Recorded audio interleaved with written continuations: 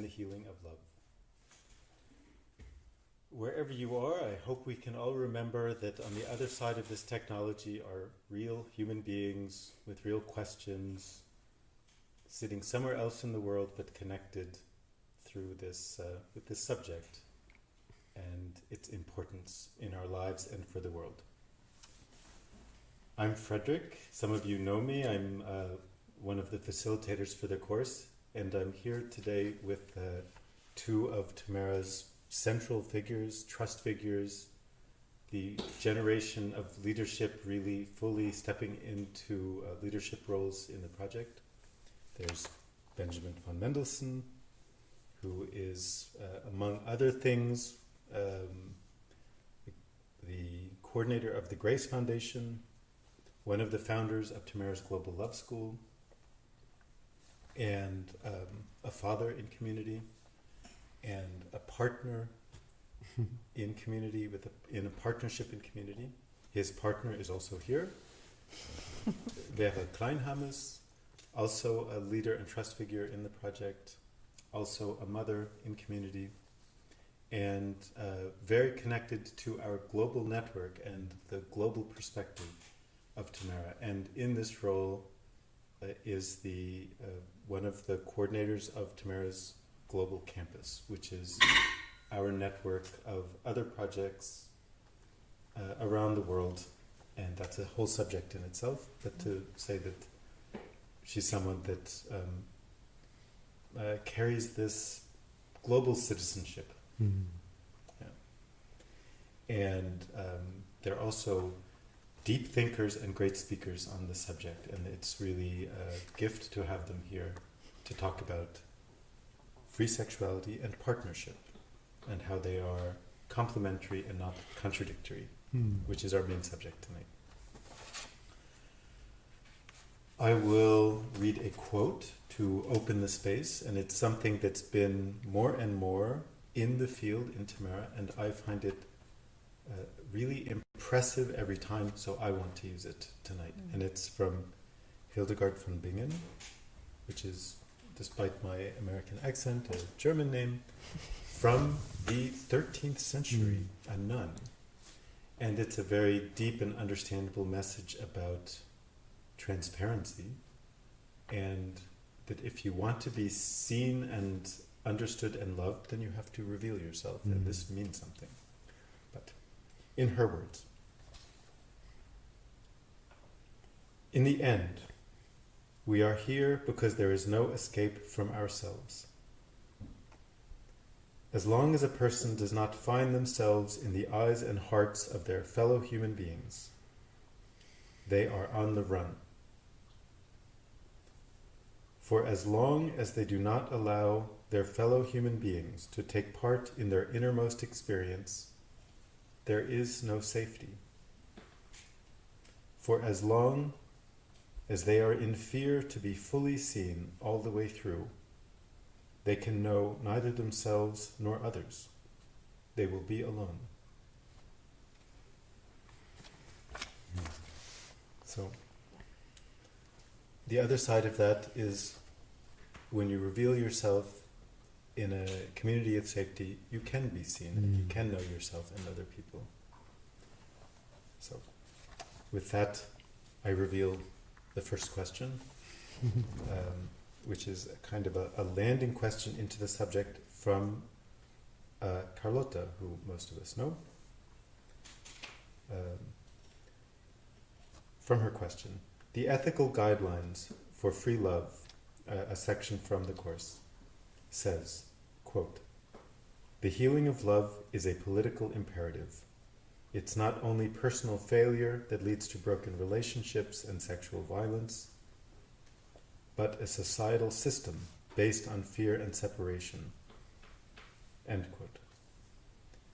It also says, quote, "Free love isn't about immediate fulfillment, but about the deepest system change we can imagine, freeing love and sexuality from historical fear. Remember that every authentic act of love is a service to the world." End quote.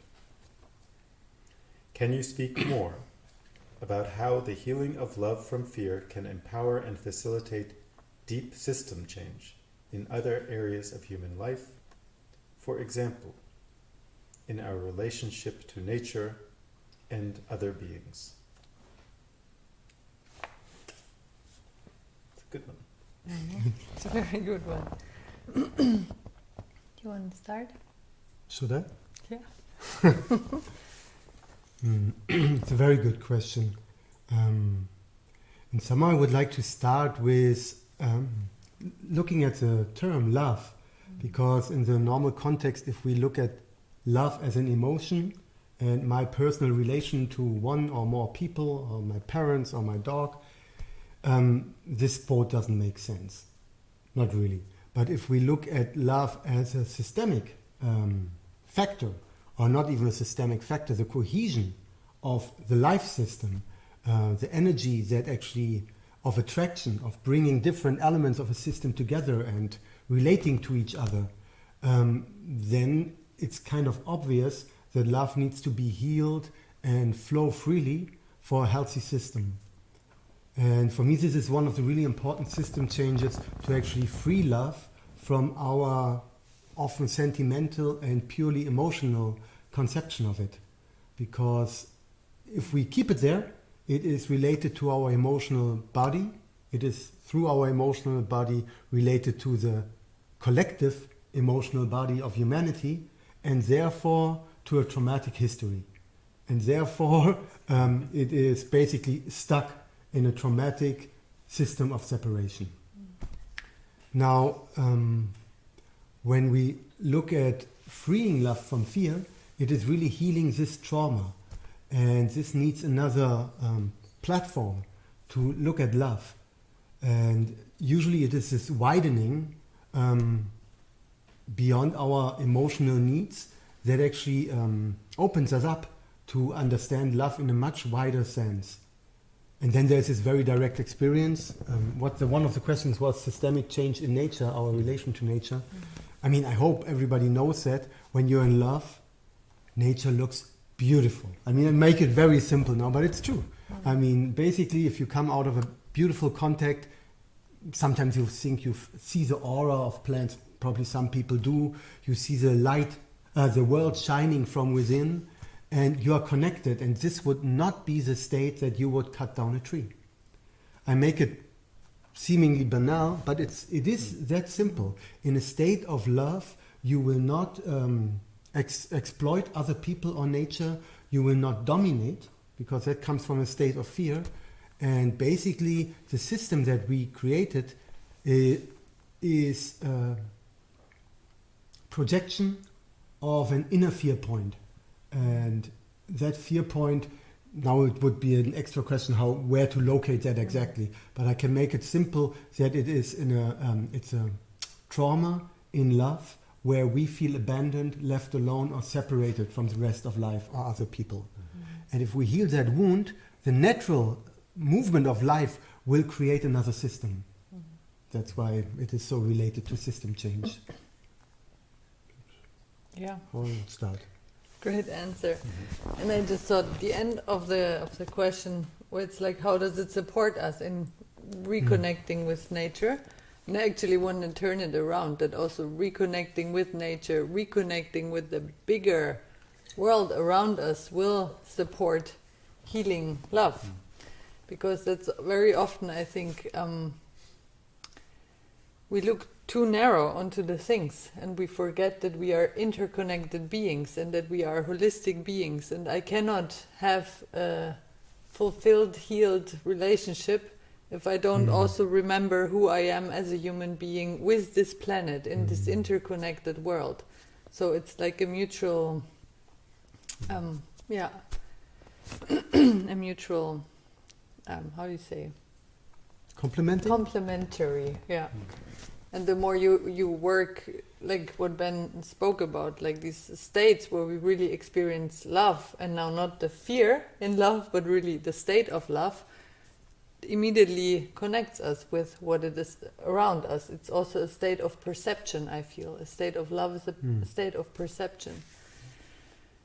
Yeah. And if I am in the state of perceiving a tree, it puts me also into the state of love and widens my perception again as a human being, which makes it more possible to also heal what we have created as human beings with love. Can I add one more thing? For sure. Because for me, we live in a really urgent time.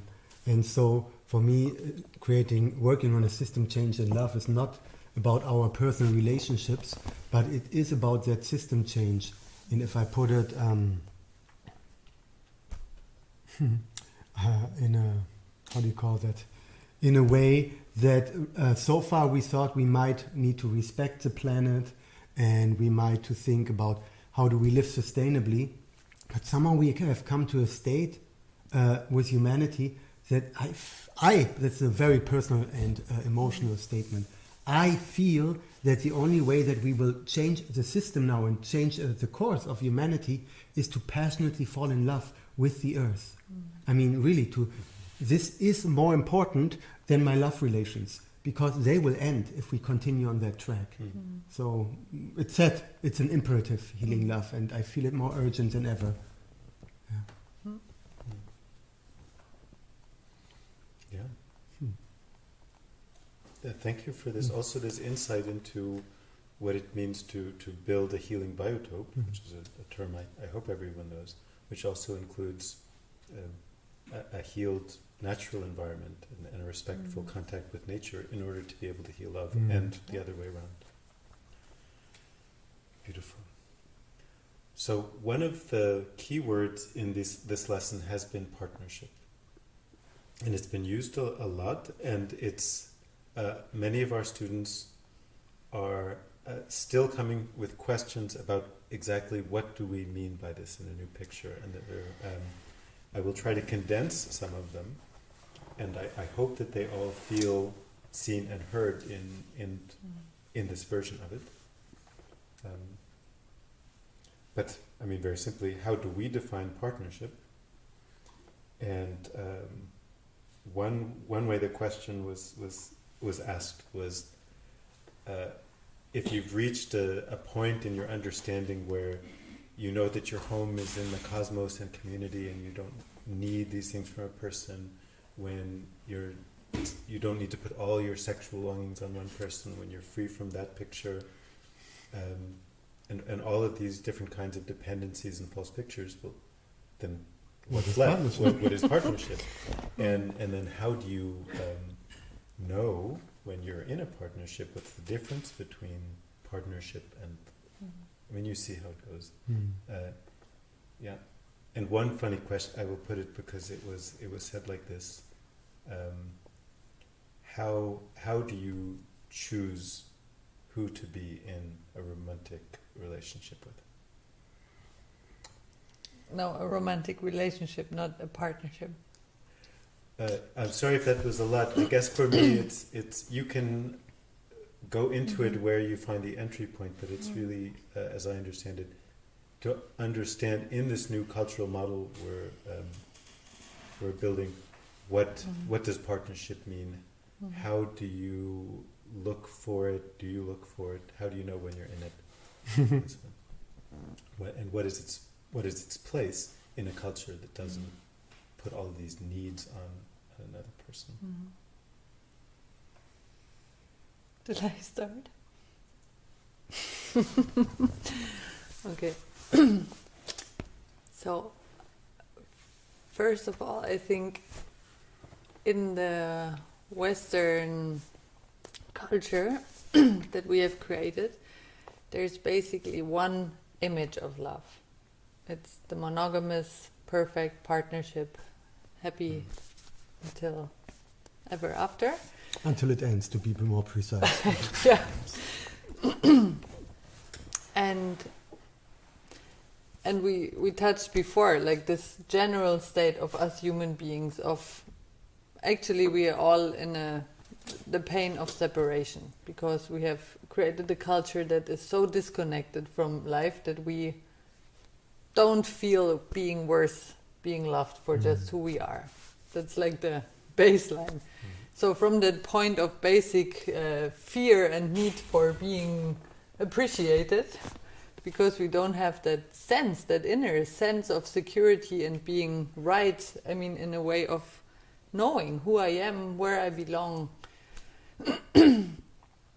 right, in a way of being okay, yeah, that you really are in peace with yourself. And because we have lost that state, we are trying to look for it wherever, yeah, and wherever we find a bit of it, we jump onto it, but usually from that point of fear, and we want to cling to it. And so in a culture of free love, I think there is this movement of the soul, and people are different, yeah? Some need to experience a lot of contacts in order to find out who they are. Others don't want to have contacts with others for a long time. And it's very different, I think. And the way or the idea in a culture of free love is that you create basically a culture of where you can authentically find out what is your truth in the moment. And if you fall in love, you can totally fall in love, but you don't immediately have to promise faithfulness till the end of your life. And in such a space where you don't need to lie, a partnership will naturally show itself, because partnership is not anymore you fall in love, you want to have this appreciation or confirmation, and so you make a promise in a moment where you don't know what such a promise is, for example. And then it will naturally show, like for me, one quality of partnership is the depth that you can reveal to each other. The more truthful I can be towards another person, the more quality of partnership comes in. There's this beautiful quote of love actually is the experience of the other in the own soul. Rudolf Steiner. Rudolf Steiner, yeah. And so, like, that's for me one quality of partnership. If I imagine I'm in a state where I'm not afraid, I don't have this basic fear of abandonment anymore. There's a totally different trust that this what is meant to be will have a space to be, you know? Yeah. So it's the first things that come. Maybe you continue. We often talk of a culture of partnership, and in that partnership is actually beyond the question of a relationship with one person, but for me it becomes more and more quality, which I have. It's in a way it's like a even more committed and deeper sense of friendship and solidarity that you will not leave for emotional or tastes or sudden attractions. There's a deep soul commitment, and more important even is a commitment to a common cause, goal, vision. And this is really the core. And so there was a question, if you're not in these dependencies and needs anymore, what is left? And that is a common task. That is something which you really can do together, and you can do it together better than alone. That's huge, because most things we can handle better on our own. And there is a beautiful quote from a woman in our community who said that love begins where we can really do something for each other. And it's quite simple, but it doesn't build necessarily always the pink butterflies, but it builds a substance where you come to layers of yourself where you didn't even know that you did not trust or did not believe to be loved. But if people constantly really do something for you in substantial places, not affirming you superficially, but when you are really in need, and that can be confirming you, or it can be actually a very tough mirror. And something in the soul, maybe the ego and the character go like, ah! But then, if you do that, and if you really support the unfolding of the soul of another person, a substance of trust is built. And for me, that is a base layer for partnership, as a quality in culture. And then there are certain things that you actually do together, like giving online course interviews. And you actually share the gift together because it is more through the experience together or through your power together, through complementing each other. And then you come to the point where it's more than adding one person and a second person, because the substance of partnership is really setting free another power of, I would actually say, evolution coming through and finding our orientation. Yeah, I think really this point of growing the capacity of solidarity and being there for each other, also when the really deep points of fear are triggered, for example. And this quality of partnership is something you can build with a partner. And it's also a quality we as humans have to regain in general. Being partners for each other, being partners for life, being partners for evolution. And that also is this basic term of not looking only what do I need, what do I get, but really learning to be present for what life needs right now. Yeah. What I would add is that this whole search of partnership becomes, the love in it becomes more sober. I feel, and in the beginning this might feel as I'm not talking about getting bored with each other. I'm talking about getting sober of what the other really needs and even being able to perceive it and to recognize it. And for some years this was almost like a threat, the idea of sober love, because we like to be enamored, being conditioned by Hollywood. We like to be, but actually this sober, like, whoa, okay, what's the best thing to do now? What can I do now? It's a turn. It's a turning point. And then there comes a beauty, and then comes again from another place falling in love, at least how I experience it, falling in love in a much deeper sense than the first time when this soberness has come through.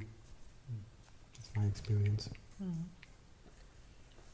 I have two follow-up questions that come from other students' questions, and one is, in this picture of a culture or a new human capacity for partnership, then is there a point when you know that this love contact now is a partnership? Is it necessary to have that label? What can you say about that threshold of saying now we are partners? I say, just a few days ago, we received a mirror from a friend, like a partner in working on love, healing love, who said, like, actually don't put that label on too quickly, because it still comes from a place of fear. And that's after like walking on a path together for more than 20 years. And it was very supportive, because this kind of freeing yourself from definitions has to happen over and over and over again, because we love to get stuck so quickly. And yeah. And he said actually it's more speak about the qualities of what you can share with each other, like the depth of the mutual revelations that you're able to do towards each other. And I think this is also a new conditioning for all of us, because we so fast we want to have like categories and everything. And I mean there is this Inuit tribe, they have like 50 words or more for snow, because there are it's every day, every snowdrop is different. And so we often say, like, in a culture of love, we need to invent many, many, many words for the qualities, the moments to describe it. But again, like also in the indigenous languages, they don't speak about the tree, but the quality the tree has, like more the becoming, like the verbs. And this often I also think now it's not like, okay, we are partners, and which often is a system of fear, but speak about the quality of what you experience with each other, what you are... we are partnershipping. Yeah, we are partnershipping. Yeah, it's a different view. And there's one big secret which I will say now, like almost antagonistic to mainstream culture, and that is the dream and the search for the partner. And there is something which might be frustrating, but I don't know of many people who have come to find their partner through that desire. Maybe there are, but in general, I feel the decision to work on healing love and unfolding your potential in service of life will guide you to partnership. And it's a very different concept. Then it's not like the goal which you desire and never reach, but it is the qualities you work for in your own, your own service that carries you there. And I do have one addition. I don't know if it relates directly to the question, because we spoke now a lot about not defining, and I think there's also a real beauty in fully expressing the qualities another person has for you. And for example, there is definitely a point where I can say now, through all that we were able to go through, there's a point where I know I will not leave this man anymore, like where I start to know what it means to promise eternal faithfulness to a person. And, you know, so, yeah. Now that you know it, do it.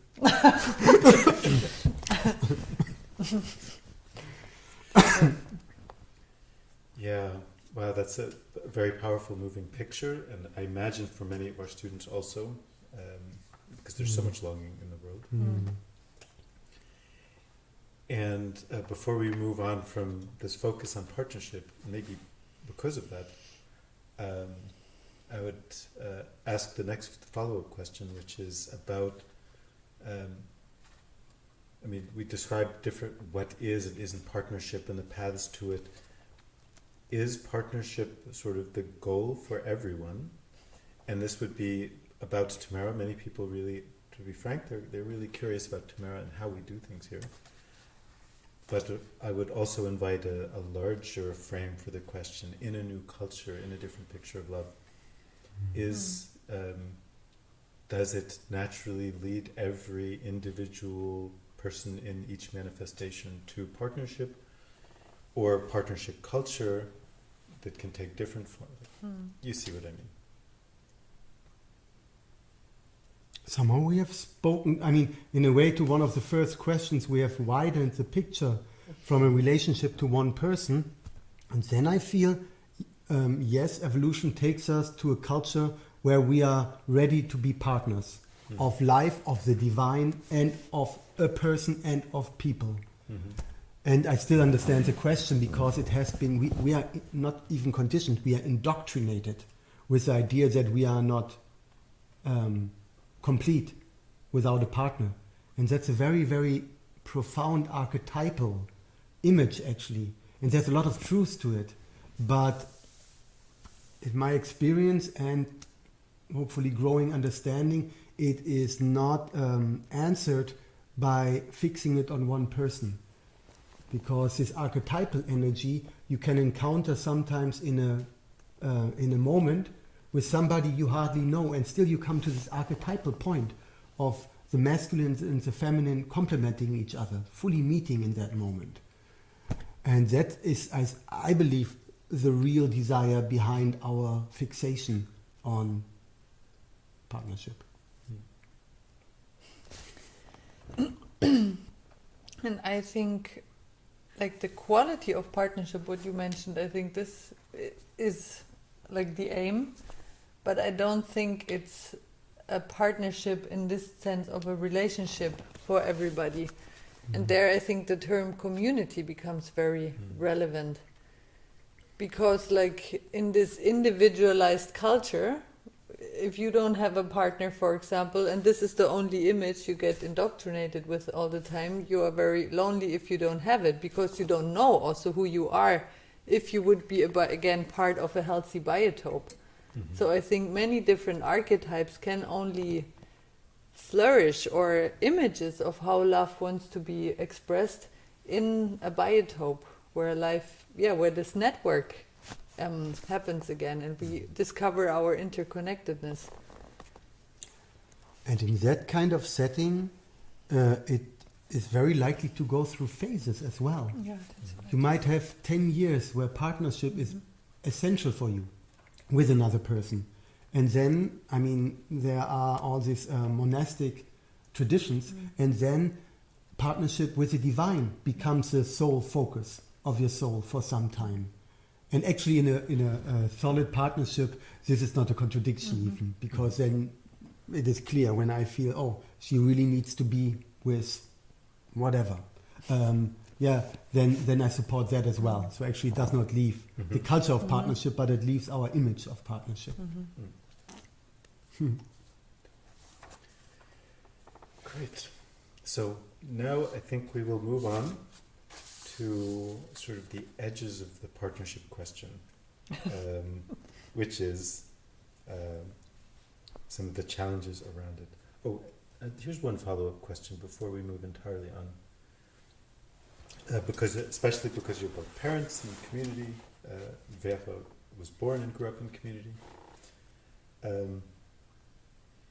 Is it only in partnership that children, new beings, are invited into community? And what is the connection, if any, between this picture of partnership in a new culture and parenthood? Actually, I think parenthood in solidarity is a form of partnership. So, and again, it's not this romantic relationship partnership, but it's a very, I mean, if you want to be there for what the children need, and most of all, they need a positive image of loving parents supporting each other. I mean, that's really the core, whether we believe that this world is good or not. It's quite existential, actually, whether we see the adults, our parents, move with solidarity and supporting each other. And in that sense, parenthood by itself is a way of partnership. And it doesn't have to be a romantic relationship. Like, I mean, the whole topic of children is our own topic. Sure. How we, try to create a culture where children really can grow up healthy. And there, very often, like, for example, when a couple or a woman or a man has the desire to become parent, we try to really see, is this a constellation where we see it's stable for the children?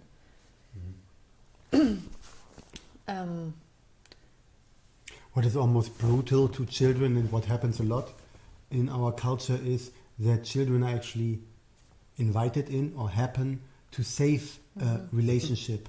And that is actually, it's quite violent towards the children. Yeah. Because then they have to be there for something which the parents cannot do and bring to life with each other, and in a way be a band-aid on it.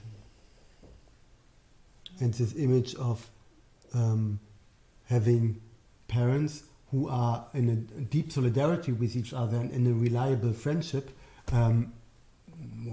sometimes that quality is needed to bring up a child more than being passionately in love. Because passionately in love goes this way and then it goes the other way.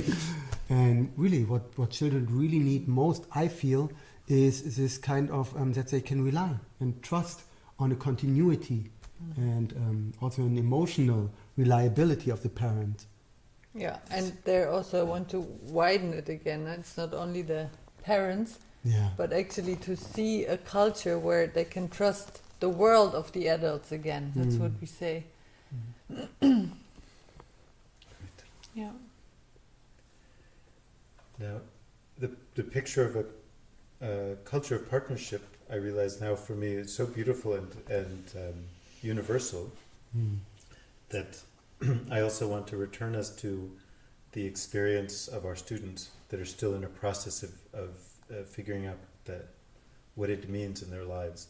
So some of the questions might be answered in a certain way in the things you've already said. And yet I think that the questions that people come with from other communities that are still, you know what I mean?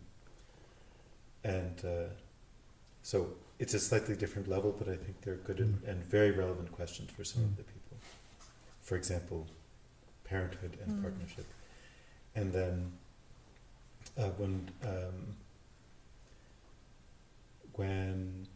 we start to bring in this the possibility of free sexuality into a culture of partnership, this seems to be imaginable for many people. And then the questions come in different forms from different students.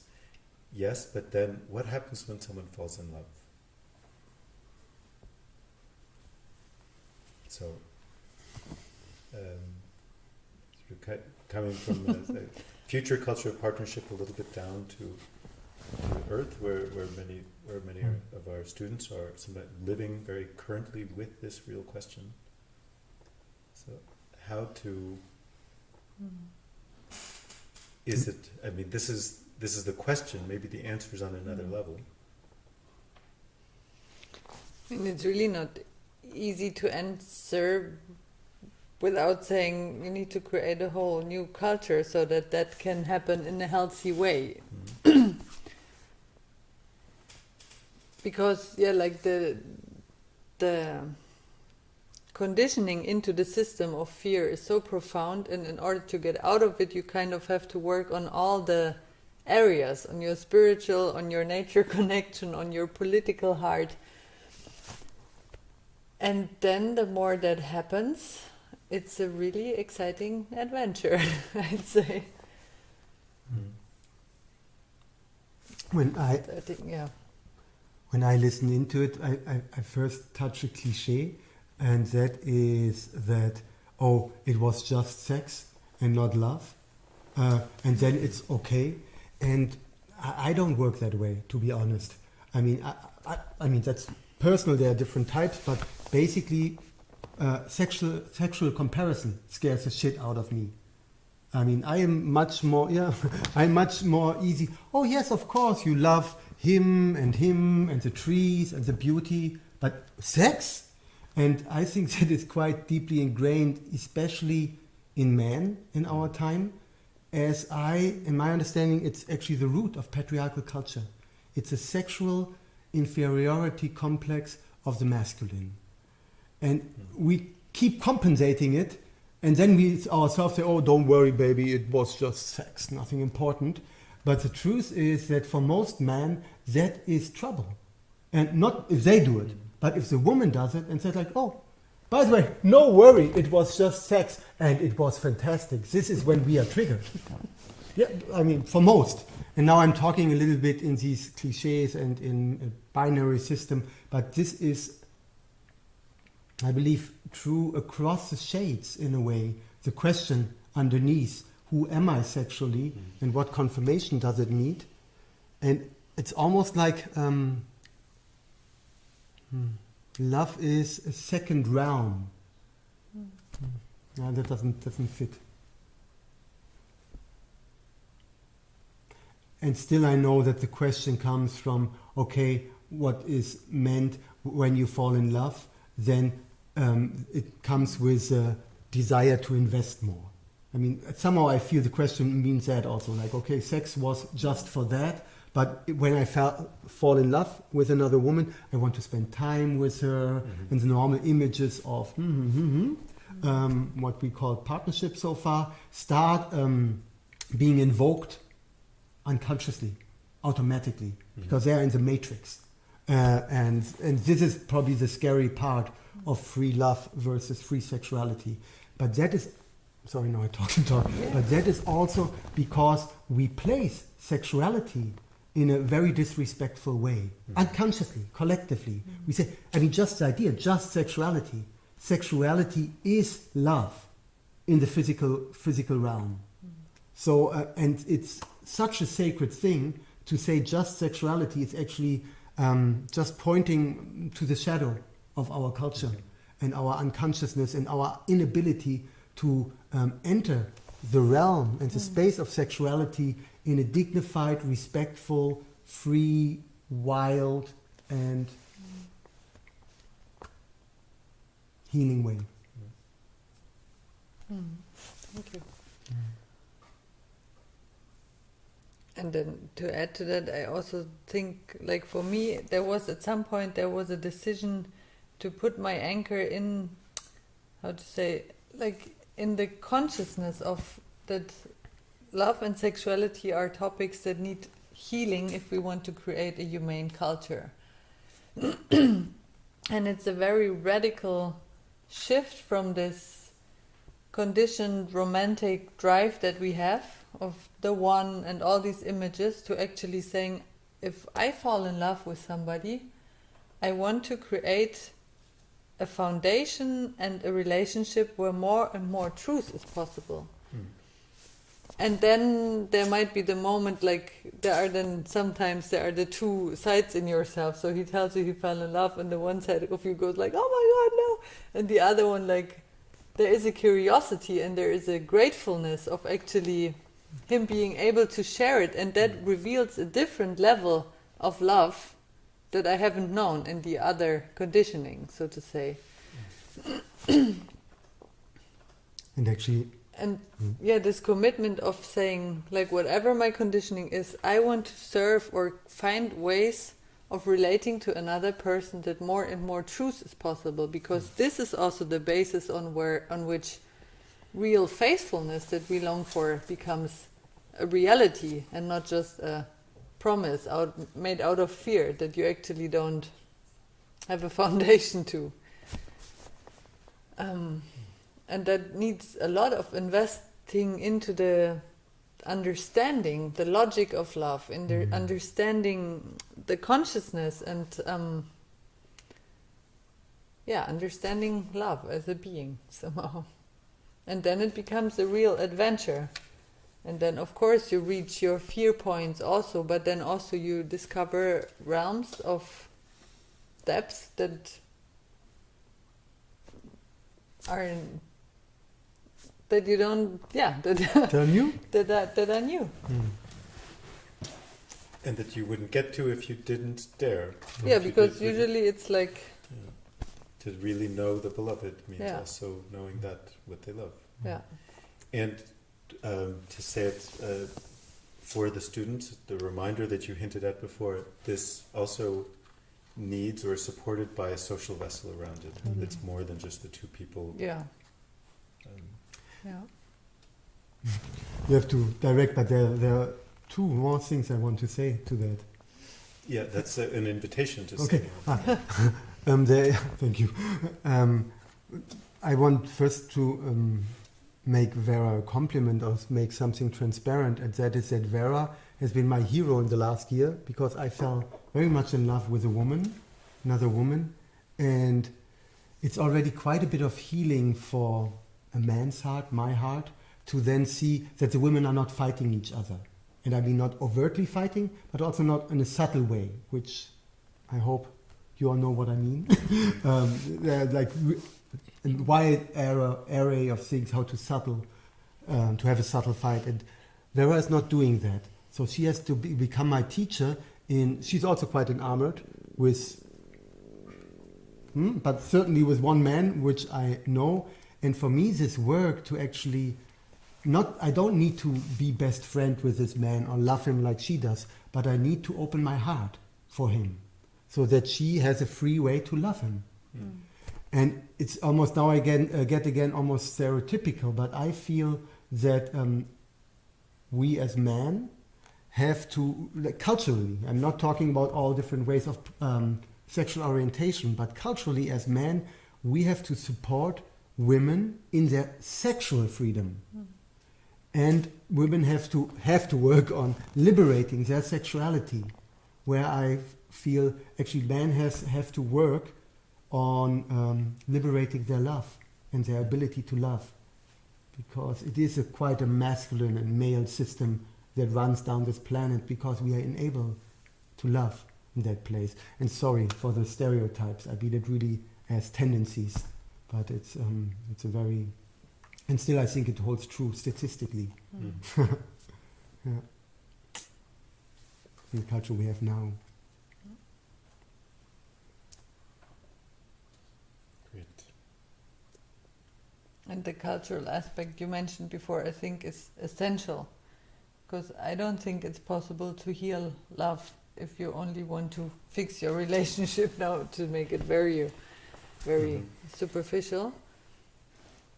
but you have to, like Benjamin said, you have to passionately fall in love with this earth. You have to find ways to open up to the existential situation of this planet. Yeah, otherwise, if you keep yourself armored and separate from the whole, also the love can't flourish, because love is a big, expansive force. Great.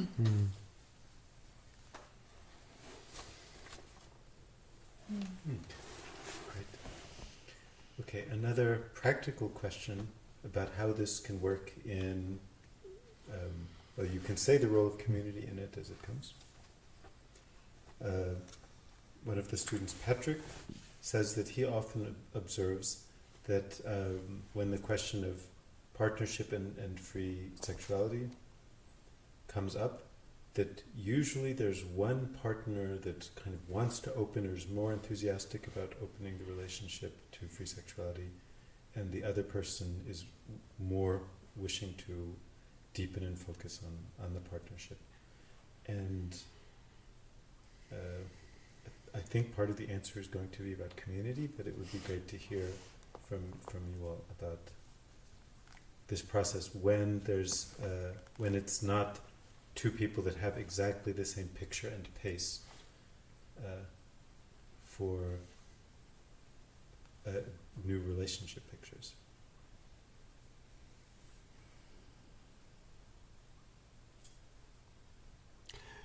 Actually, I think we need community so much as a safe vessel to recondition, to uncondition and recondition ourselves.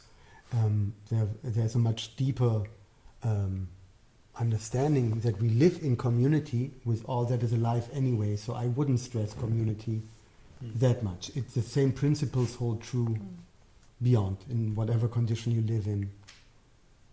And there was something, what was it, how did you word the question? Because there was something, it is either one wants to open and the other one wants to deepen. And that is like already an antagonism that I think that is made up by our cultural conditioning. Right now, I see Vera open, and when I struggle, I'm not in the state of love, and then it's falling apart. But when I come through, and I come to a deeper layer of loving her by accepting her freedom. So this contradiction of like either you deepen or you are free is not true, because the deepest state I know is freedom.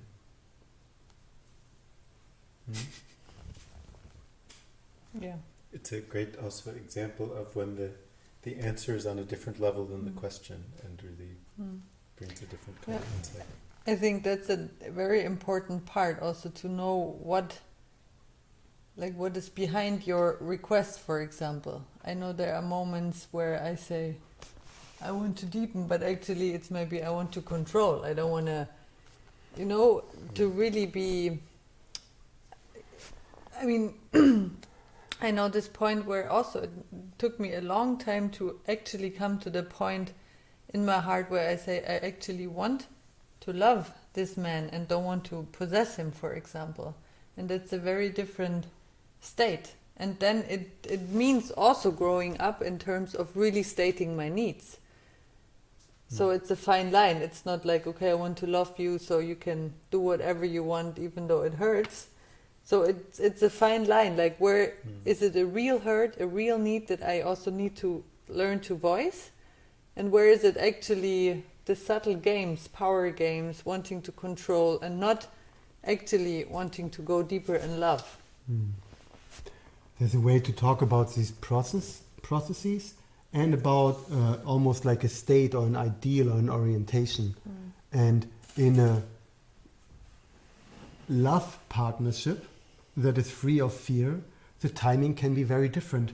But it shouldn't, if Vera wants to have many, many sexual contacts, and I say I want to deepen, and for that I need to only be with her, just for there's something true to it. There is something to get involved in every little detail, let's say, where I need to be with only that.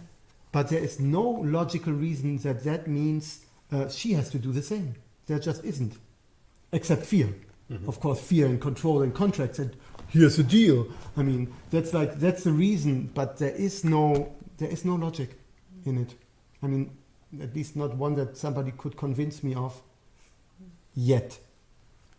This kind of like, if one of the partners wants to go and the other not, and there is a safe container, then different timing, and it might change. And still at the same time, I mean, now we are also, the question in the beginning was, if you're not living in community, all these things are just much harder to do, not because you need to be in community, but it can also be a community of practice where actually people mirror you.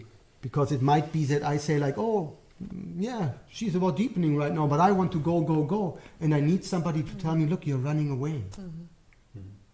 I mean, actually, Benjamin, you should be monogamous right now for half a year to really understand what that means, to let go of your sexual distractions, because they also exist. And they can be in the way of deepening with a person.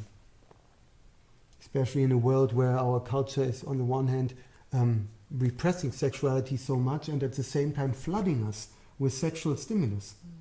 And that's like, I mean, I can be actually it's changing, it's getting less, but I could be so easily distracted from the next step that actually feels right in the sense of healing and then I need people, I need community or people who are committed to healing love, who can mirror me in these places. This is a partial answer to a question that one of the students asked very clearly about how to give this kind of feedback with this example.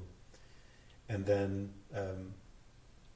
for a growing community or people that are building these kind of social vessels, can you say something about how to give that kind of feedback in such a hot subject, like when there's a feeling in the community that, for example, somebody is distracting themselves or running away from something rather than towards something with many sexual contacts, for example. How does that, how to do that in a way that doesn't trigger fear or doesn't, where it's not traumatizing or re-traumatizing these wounds of repression and judgment. I think a very beautiful thing is that now community again, but in a culture where there are also the elders who have deep knowledge about love and sexuality and the path of freeing it. It is very beautiful if there are elders who don't have their stakes in there themselves. You know, if I mirror Frederick, well, you really shouldn't have so many sexual contacts. So much of the unconscious background can be because I want to have them. And it's just really people who hold that pole with having gone through processes and they give that feedback not from a place where they are involved themselves. And maybe that's like even without elders, that is a really good point, that it's very helpful to have somebody not being involved in the direct dynamic give that feedback. And actually, if you notice that you are getting involved even in a conversation with 3, 4, 5 people, to actually refrain or make it at least transparent. I'm starting to get involved and still I think to be transparent around that as much as possible. Then I mean, it's almost going back to the beginning again, but first of all, it needs a decision to work in the general direction of healing love. And then also one can go on this adventure with each other. And for me also what's important is again like the bigger circuit somehow to also invite guidance in love, for example, like to building the trust into the healing forces of life, because I think love in itself has the biggest healing power probably. And so to also learn to read the resonance of the world. Like it's not only about my opinion, but really the commitment of wanting to heal love, wanting to understand love, also opens a different view into the world. Like what is the guidance of life for my capacity to learn to love? Yeah. There are some things that I could almost say in most love schools that are true for many, many people. And that's maybe unexpected feedback. Many times I feel that when people are in love relationship trouble, to invest themselves more into something not the relationship, but really their profession, their path of service, is really healing in my experience and perception for my own life, but also when I see others. When they start to invest their love into what they love besides another person, I often see that love comes back to them in a very different way. And when this kind of like focus on each other and loving each other actually turns outward, that there can be much closer, much more intimacy emerging from almost like another unexpected direction. And I can also say that I very much love people, especially in this time, that open their heart for compassion to the world.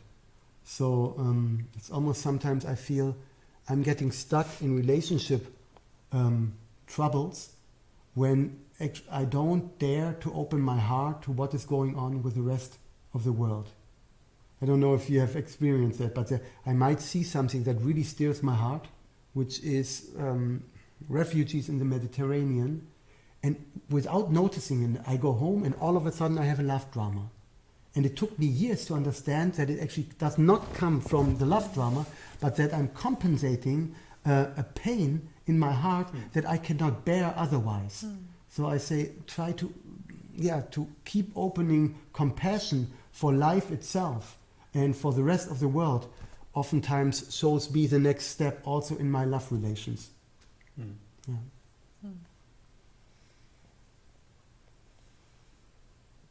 Yeah. I'm going to look over at the director and look at the time. So we should... Okay. So I think we're quite close to the end, and there's so many good questions. And some of them...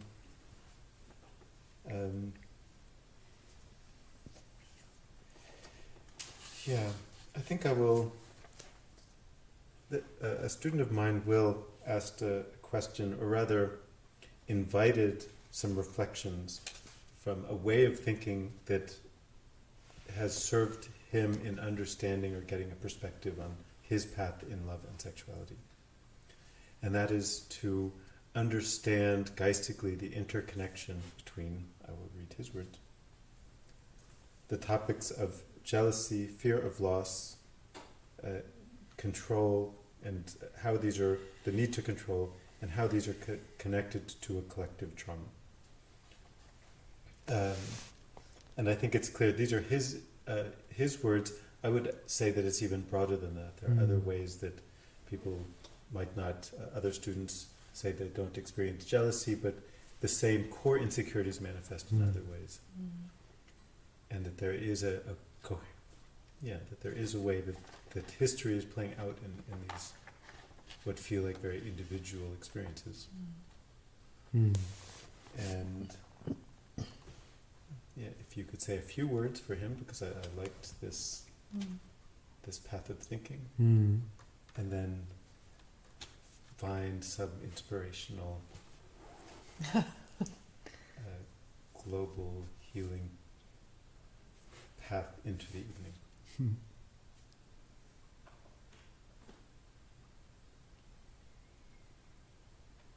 I mean, in general, I think for me, definitely, it's always very helpful, especially in a moment where I'm identified, to know it's not only me in this moment, but it's all these historic layers that I carry as a woman, as a man, as a human.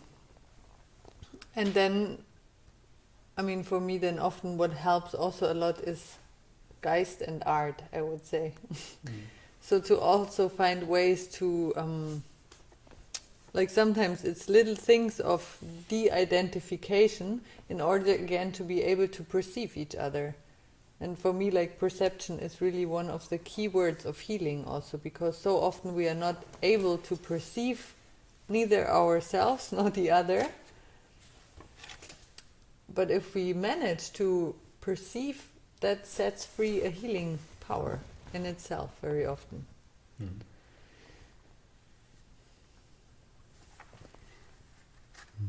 And somehow I like the question, that I like the complex inquiry into these systems.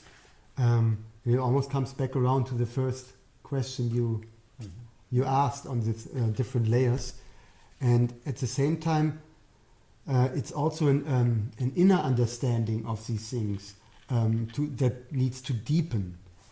Because, for example, I thought for many years that I'm jealous in a certain point, and then I actually discovered that underneath is a fear of abandonment, which is, it's very related, but it is actually another place that I work on.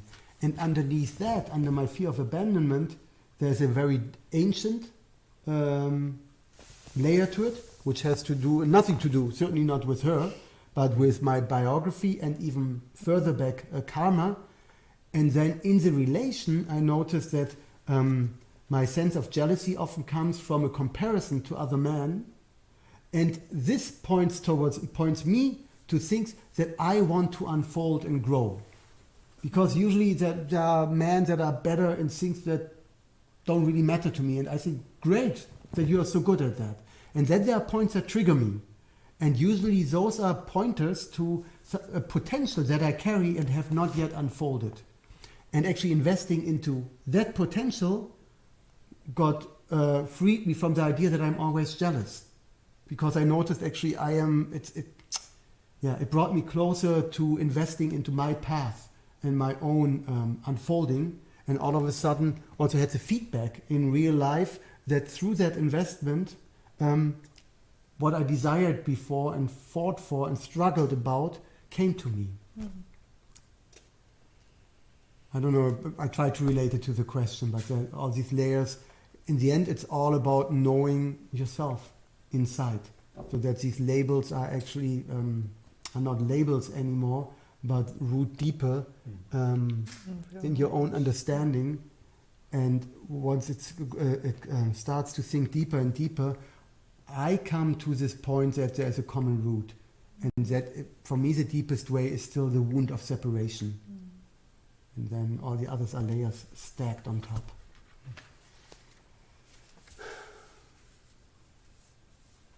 Great. Thank you. Do you have any closing words for our students before we send them off into the evening?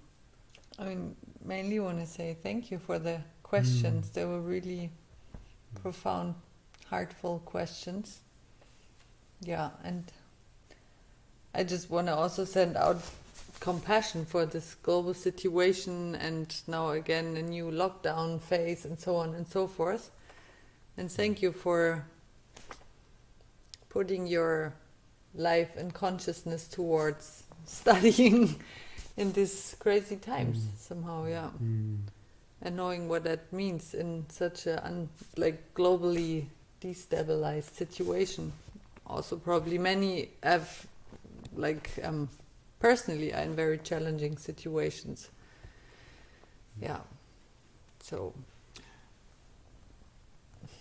may love nourish you. Really. May that already, also the hardships of freeing love, may that nourish you by understanding it more and more deeply. It's really... Yeah. We are blessed with some great deep researchers in our course. And it's great to work with them. So, thank you very much for the answers and all of the years of deep research that made them possible, and your compassion for the world and readiness to, after a long day, to come join us for yet another hour of teaching and sharing. And then I have a few announcements for our students. And thank you, Frederick. It was a pleasure. Yeah, great.